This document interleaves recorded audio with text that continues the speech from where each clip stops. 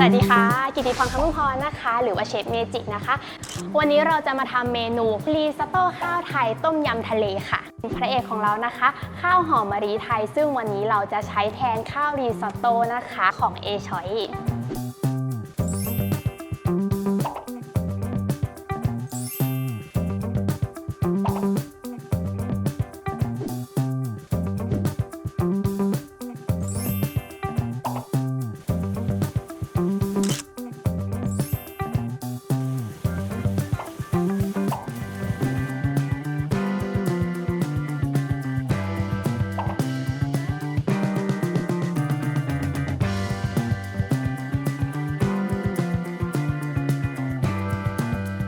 เพียงเท่านี้ก็เสร็จแล้วค่ะรีซอตโต้ข้าวไทยซอสต้มยำทะเลจากวัตถุดิบที่ทำได้ง่ายสร้างกำไรเหมาะแก่มืออาชีพ